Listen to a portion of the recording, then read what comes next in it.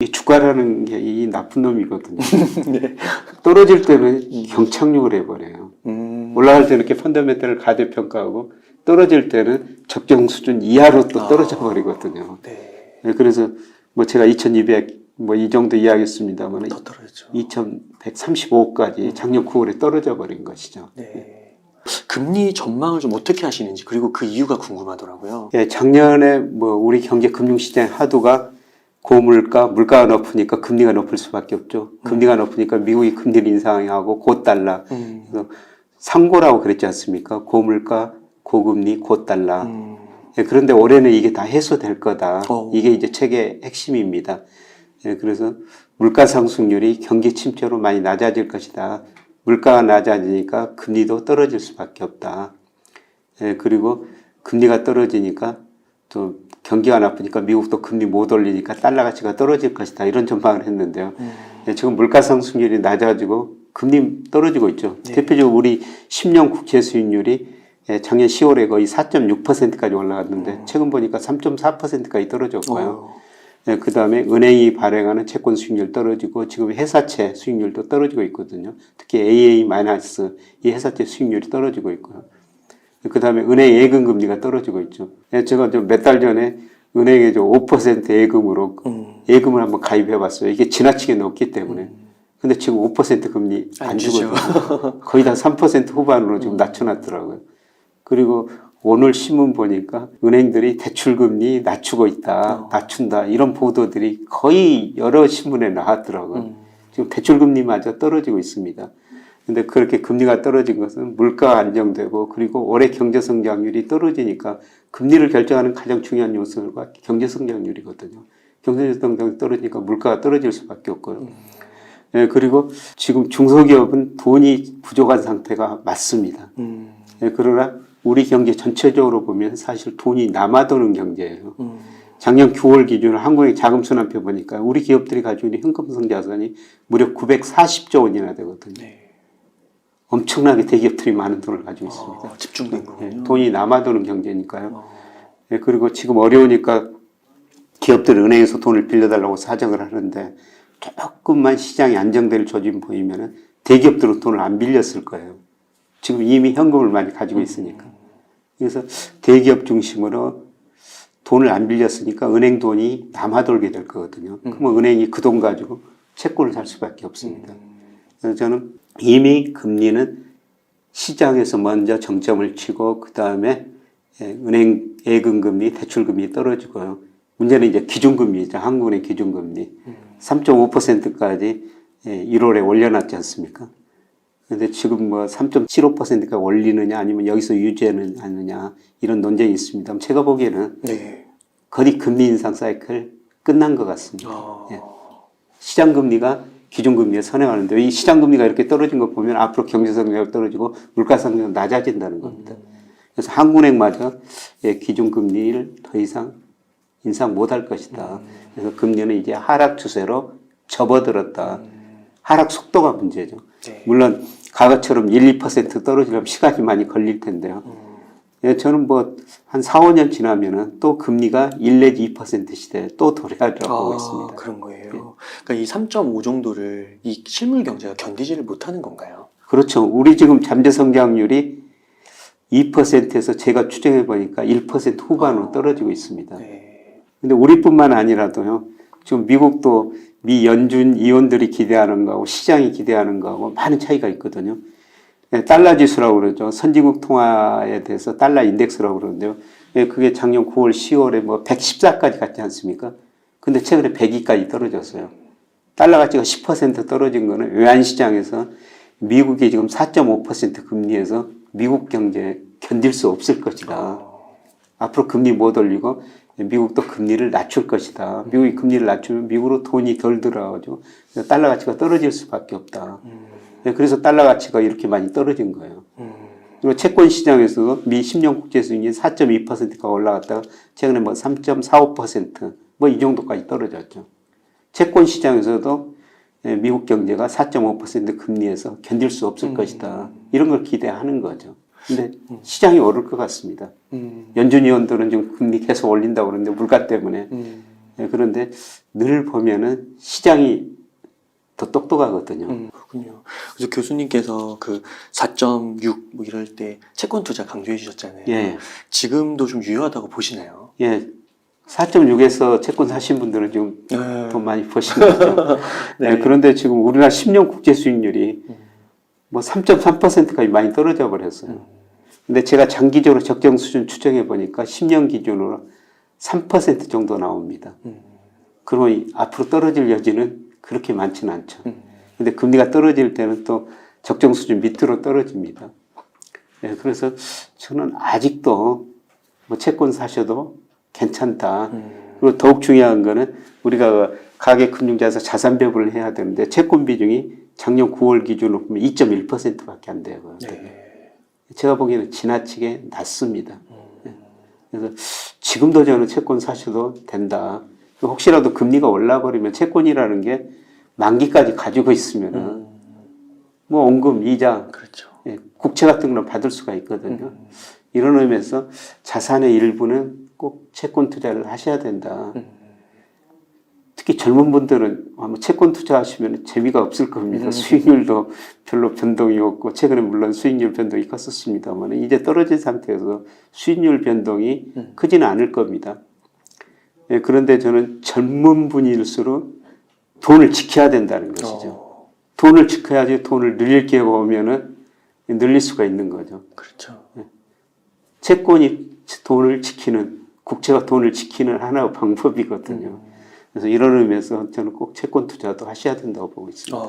그럼 만약 교수님께서 네. 한 1억 정도 여윳돈 있다고 하면 채권과 주식을 어느 정도 비중으로 가져가시겠어요? 작년 뭐 제가 9월, 10월 뭐 이 무렵에는 채권 투자 많이 하시라고 네. 권유했어요. 맞아요. 그런데 지금 상황에서는 채권 수익률이 많이 떨어졌고 적정 수준에 거의 접근해 가고 있기 때문에 예를 들어서 1억을 가지고 투자를 하신다면은 채권은 한 2천만 원. 저는 지금을 그렇군요. 뭐 제가 선택한다면 주식을 한 8천만 원 하겠습니다. 그래요. 그만큼 주가가 채권에 이제 거의 적정 수준의 수익률을 근접해가고 주가는 아직도 많이 저평가됐다는 겁니다. 그래서 저는 지금은 저 주식 비중을 절대적으로 늘릴 시기라고 보고 있습니다. 그 아까 주식 비중을 늘리라 했을 때 그 미국 주식은 아직 덜 빠졌다고 하셨잖아요. 예. 저평가 국면으로 들어서기 한국 주식이 더 저평가다. 그러니까 미국은 아직도 조금 고평가돼 있는 건가요? 예. 그래서 제가 명목 GDP로 작년 말 기준으로 보면 우리 코스피는 한 24% 정도 저평가돼 있다. 근데 같은 기준으로 보면 S&P 500 기준으로 보면요. 미국 주가는 13% 정도 가대평가돼 있어요. 지금 S&P 기준으로는 3,600 정도가 적정 수준이 나옵니다. 근데 지금 4,000 안팎이니까 10% 정도는 떨어져야지 적정 수준에 간다는 겁니다. 그래서 우리나라는 이미 저평가 영역에 들어섰고 미국 주가는 아직도 가대평가 영역에 들어있으니까 주식 투자를 하신다면 미국보다는 우리나라 주식을 하셔야 된다고 그렇게 보고 있고요. 그래서 저번에 어떤 그 방송에서 그 미국 주식 사야 된다. 그래서 제가 미국 주식 사시려면 차라리 그 돈으로 우리 삼성전자, LG, 에너지 솔루션, 그 다음에 네이버 같은 거를 사시면 더 좋을 것 같습니다. 그리고 우리가 환율도 고려해야 됩니다. 달러 가치가 지금 한 10% 떨어졌는데요. 제가 보기에는 앞으로 20% 정도는 더 떨어질 가능성이 높거든요. 물론 기간의 문제입니다만.